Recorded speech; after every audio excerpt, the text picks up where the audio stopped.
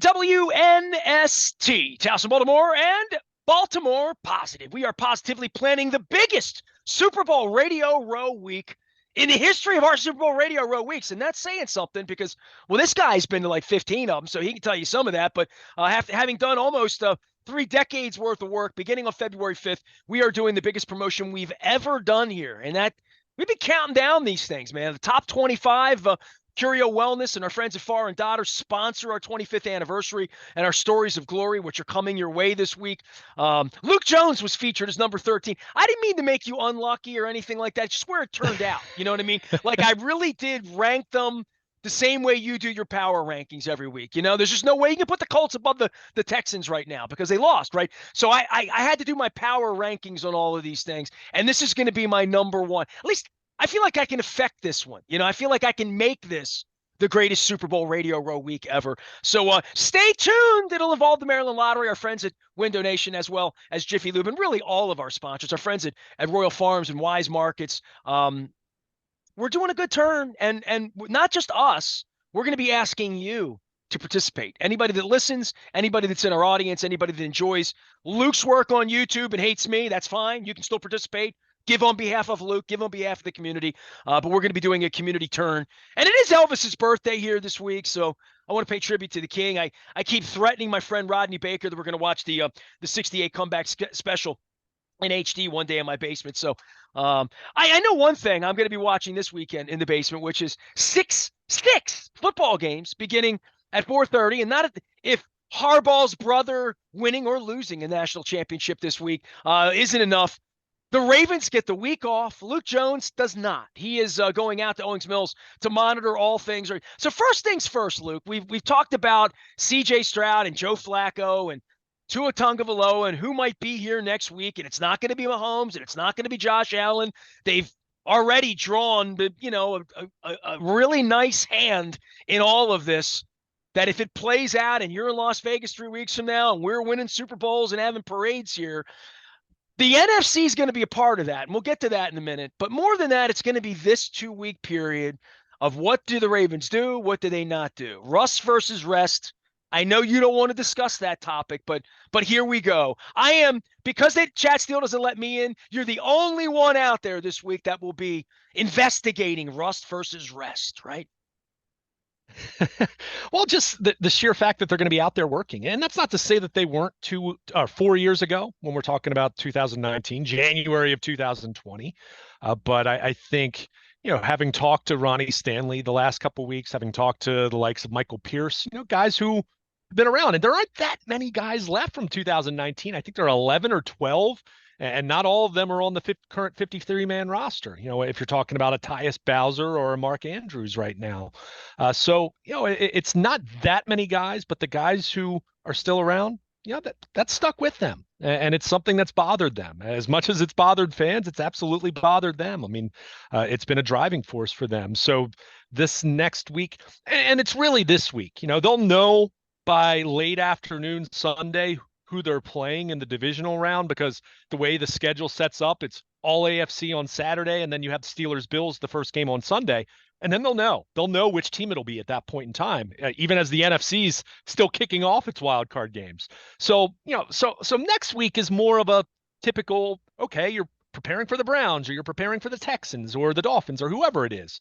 But this week, it is different from a typical bye week where you might practice Monday and Tuesday at most, and then you're getting out of there for the rest of the week. This is a little bit different in the sense that they are giving these guys some time at the beginning of the week, because they had the Saturday late afternoon game against the Steelers. They had off Sunday. They'll have off Monday, but they'll have a normal, I say normal in quotation marks, because it's a faceless opponent. You're not game planning this week per se, but they'll practice Wednesday, Thursday, Friday. And then Michael Pierce revealed to us, as we were talking about his contract extension after the game on Saturday night, they'll actually have a little workout at the stadium even on Saturday, which not open to fans, not open to reporters, probably more of a walkthrough. I think it's, even going to be like they're going to invite the players' families, but I think it's. Well, I would also think at 4:30 they'll be watching a game.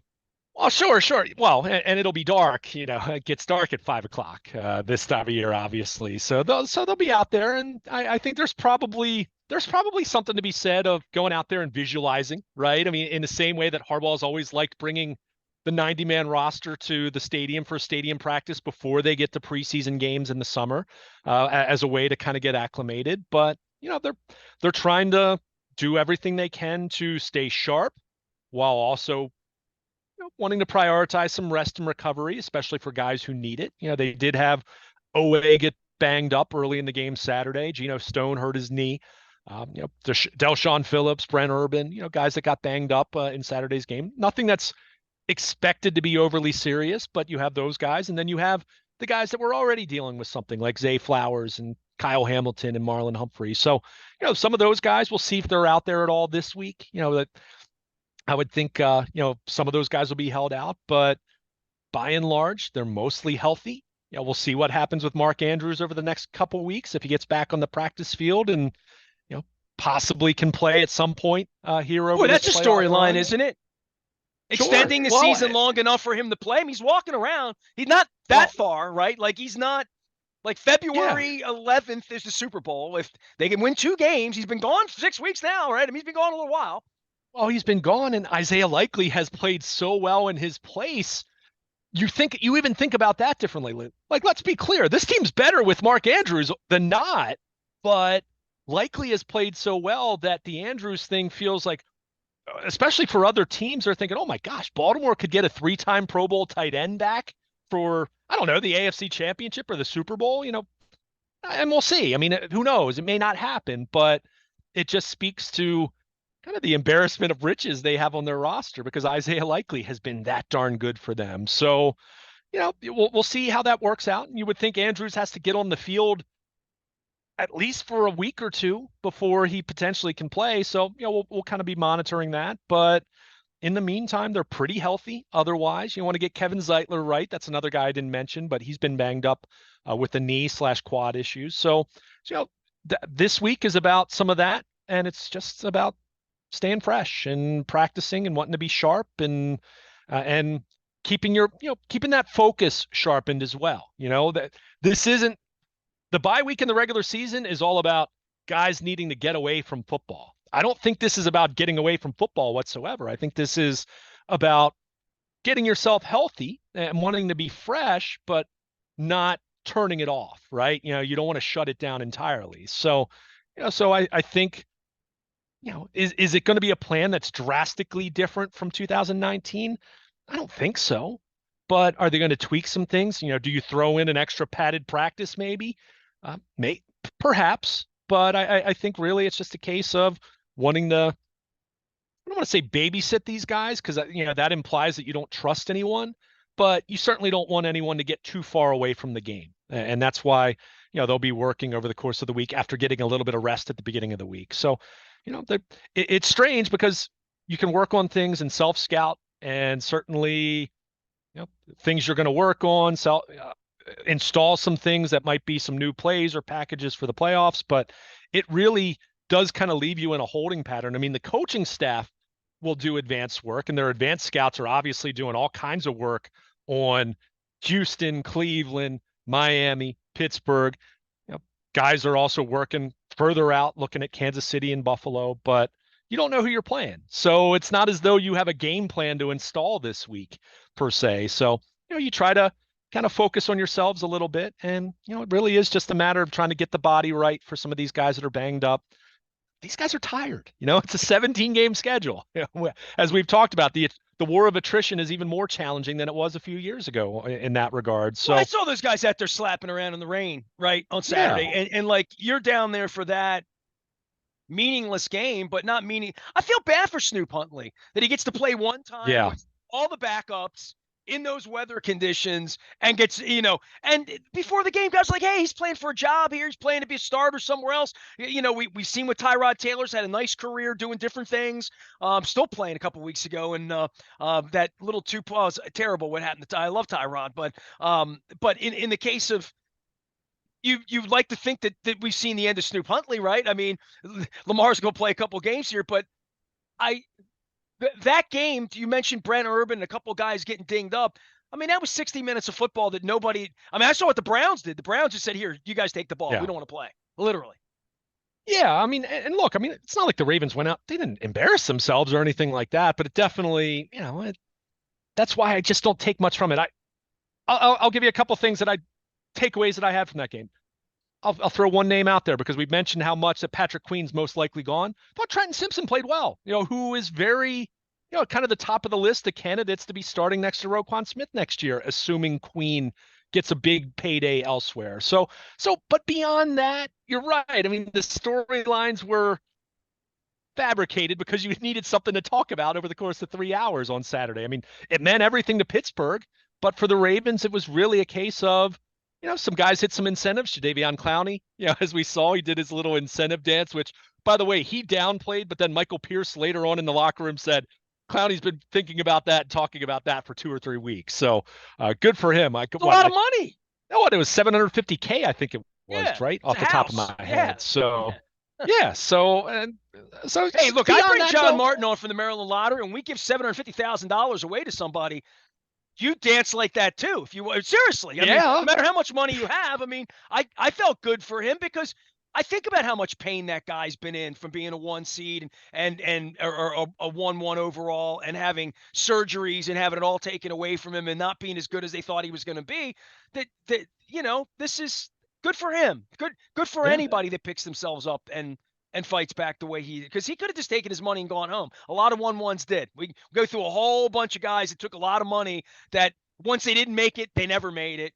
Hey, man, it's like Flacco out there running around with his kids when he's got 200 million. Everybody begrudged him the money he made. He loves this. These guys love this. And I think that that's something as I get further away from it and only watch it on TV now, and I'm not allowed to talk to them anymore, that the appreciation for where they are, especially as they get older. We talked about Michael Pierce and his third time around, and now he's getting paid again. I feel good about all those. I'll feel good when Mark Andrews gets back out there and catches a pass in the Super Bowl. Oh, no doubt. I mean, look, are there players in the NFL who don't love football? Sure. Just like any walk of life, if you have someone that has an aptitude for doing something, that doesn't guarantee that they love it. But for the guys that are playing, as long as some of the individuals you just mentioned, talking about a Jadeveon Clowney who's been doing this for 10 years, Joe Flacco has been doing this for 16 years at this point and made absurd money. I mean, this is a guy that was the highest paid player in NFL history at Andrew one point Luck's in time. off doing something else with his life, right? Like literally, right? And it collected his money. And you mentioned Joe Flacco beating Andrew Luck in that first game, the last ride game and all that. Think about all the guys, Philip River, all these guys that are off doing whatever they're doing. Joe's back here playing football at 4:30 on Saturday.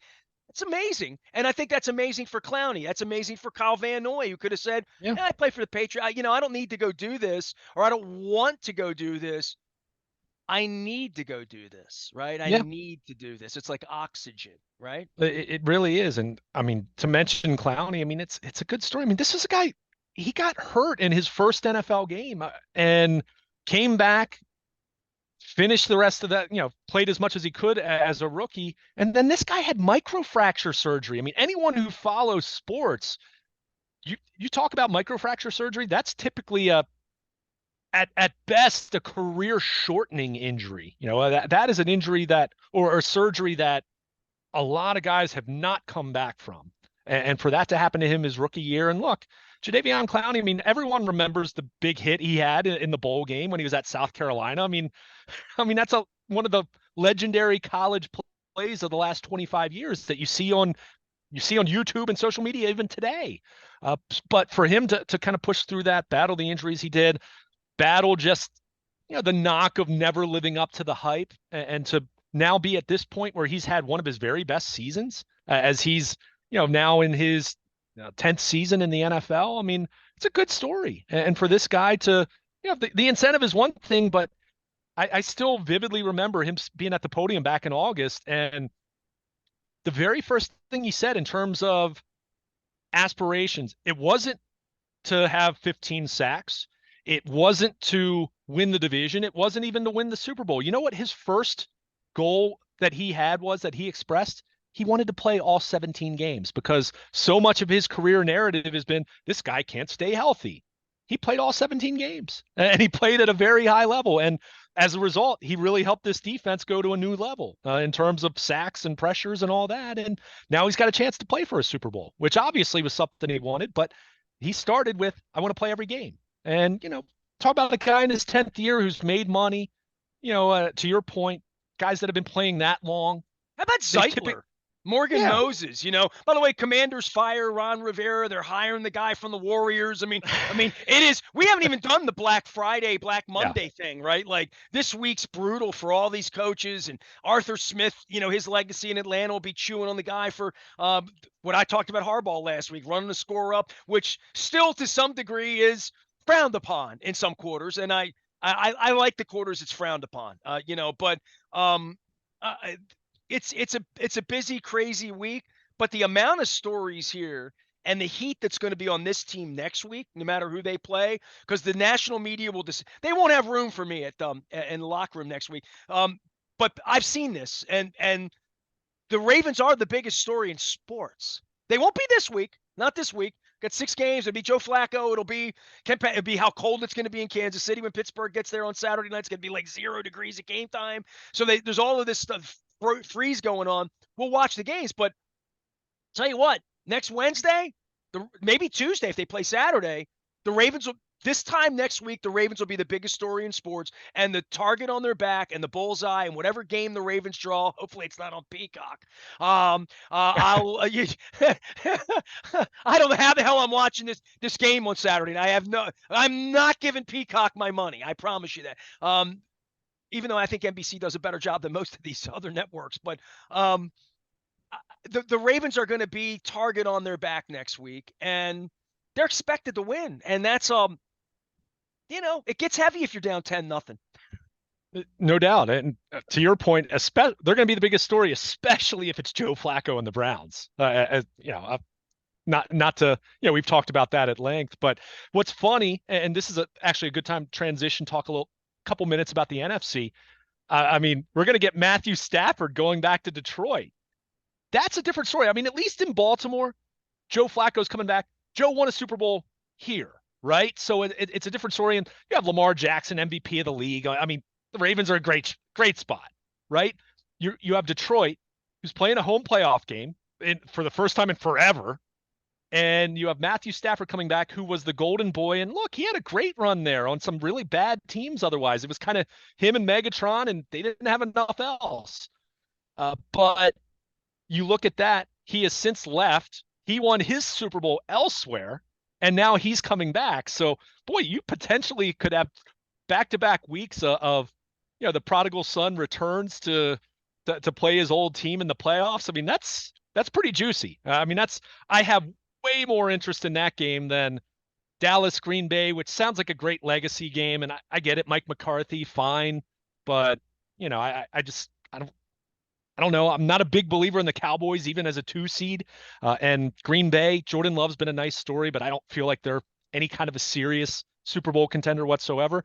And then you have the Eagles and the Bucs, which is just, the Eagles are a disaster right now. Apologies to my brother-in-law, but it's just the truth.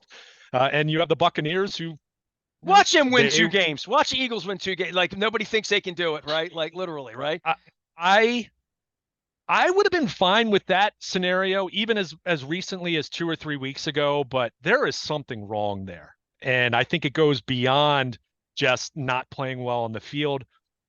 First of all, their defense has been disastrous. It's been really bad. They made a Giants. mistake. They should have. I'll tell you what.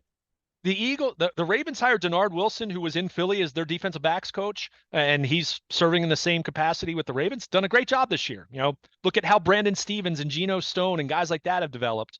Kyle Hamilton, obviously, but he should have been their defensive coordinator. He wanted that job, and they chose someone else. And obviously, you've seen the shuffling and reshuffling they've done since then. But you look at that. AJ Brown got hurt. Jalen Hurts has a bad finger. That was alarming how bad that was. And I get it. They didn't have a whole lot to play for unless you really thought the Commanders had any shot at beating the Cowboys on Sunday.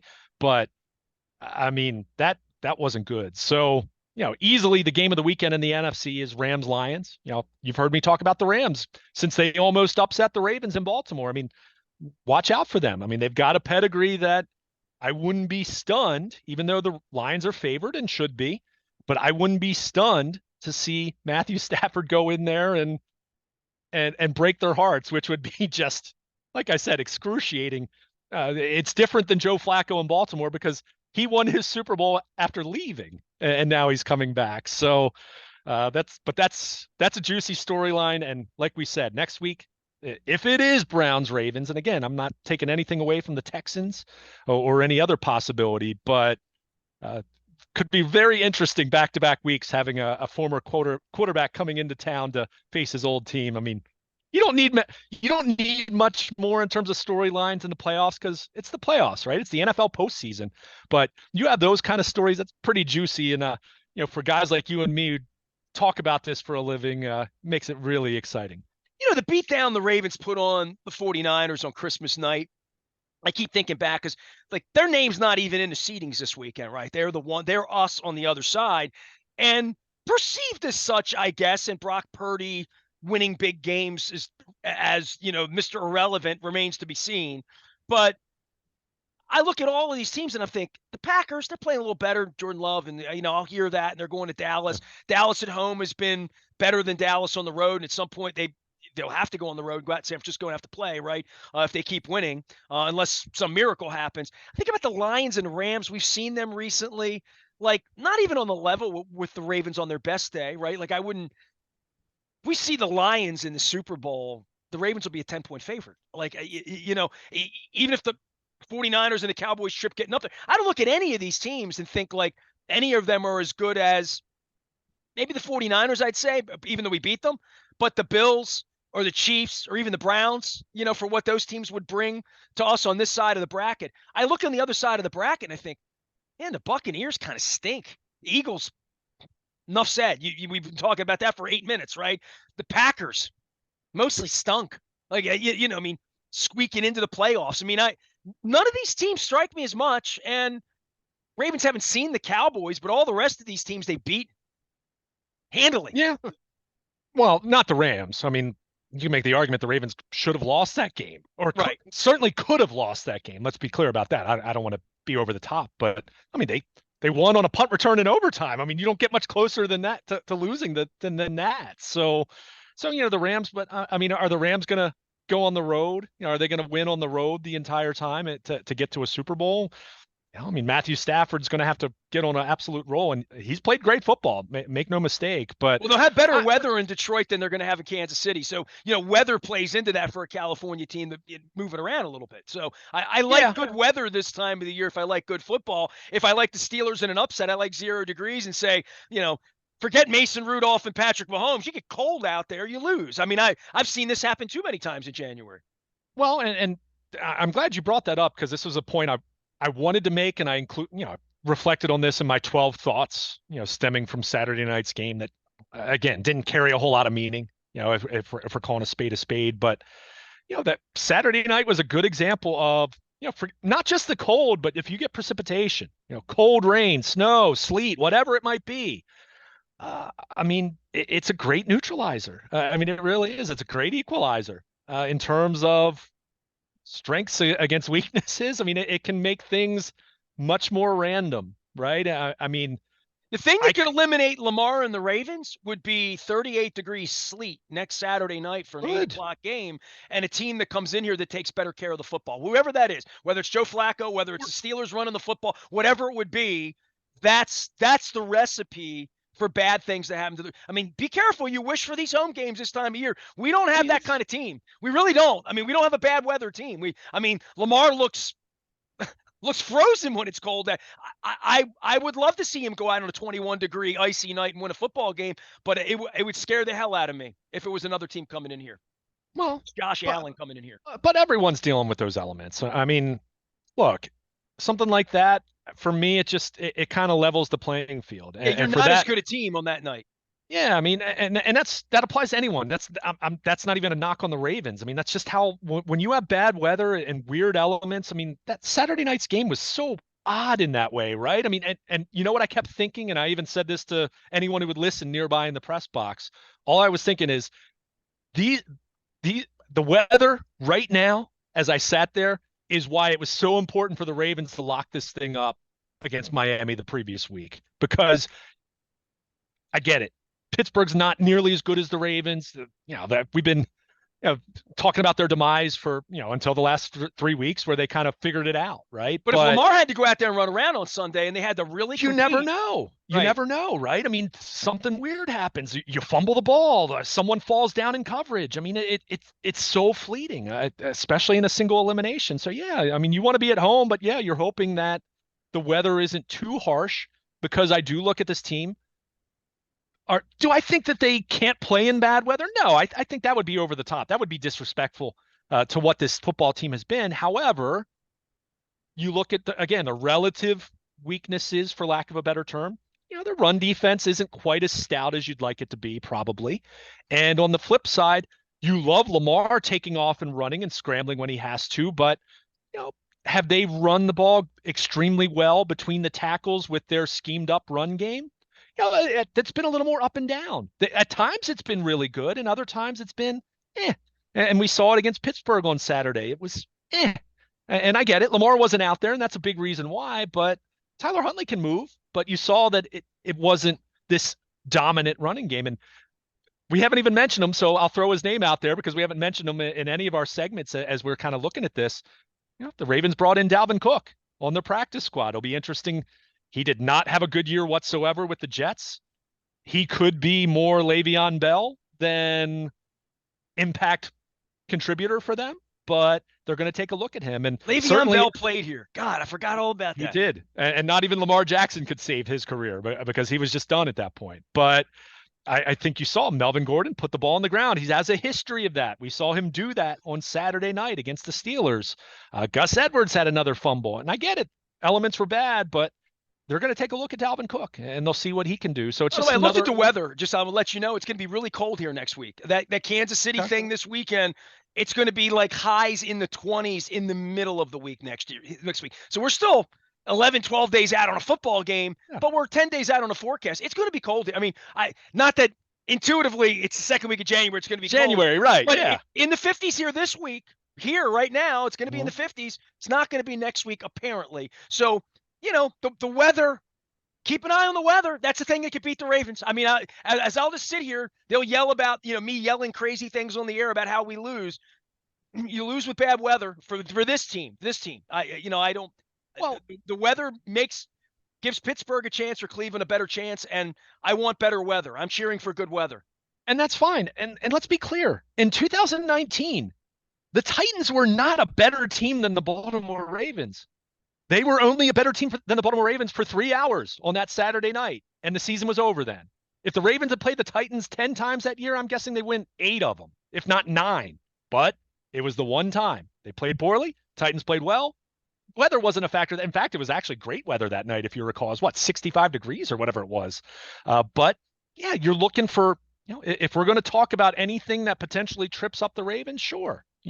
Just like any team, bad weather, it neutralizes things and it equalizes things in terms of strength versus weakness, because just weird stuff happens when the weather's bad. I always like bad weather in New England, thinking like, hey, that that's one more thing that Tom Brady could screw up. Of course, they were taking the air out of the footballs, which we all know. But Luke Jones is here. He does not cheat, but Bill Belichick does. By the way, watching him walk off and not disgrace, but in cold, bad, awful, losing.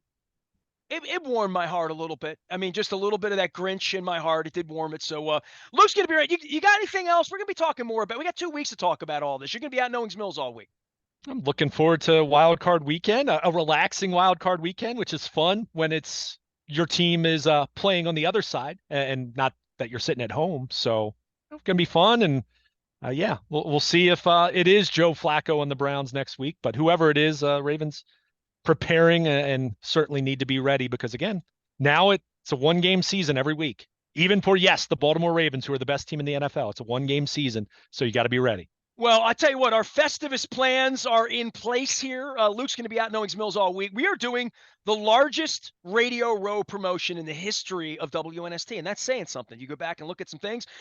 Curio Wellness and Far and Daughter present our 25th anniversary all year long. We have lots of pictures, lots of memories, stories of glories up, including the day that I met Luke Jones. I probably met you before that day. Maybe you remember it better than me. I think you said you and your dad came to some shows over the course of time. But the Haloti Nada jersey back in 2008, 2009, Luke Jones winning our King of Baltimore sports competition, our little American Idol thing. All of our stories of glory are out at Baltimore Positive. We're hoping to make some more stories of glory this month. We are going to be celebrating the week of February 5th. That is a cup of soup or bowl week. And we're going to be telling you more about it later on in the week. I'm piecing things together. Luke is piecing together the bye week, the playoff bye week for the Ravens as we wait for 6 pretty good football games this weekend. And either root for or against Joe Flacco. Have at it, but they play first. I am Nestor. We are WNST, AM 1570, Towson, Baltimore, and we never stop talking Baltimore positive.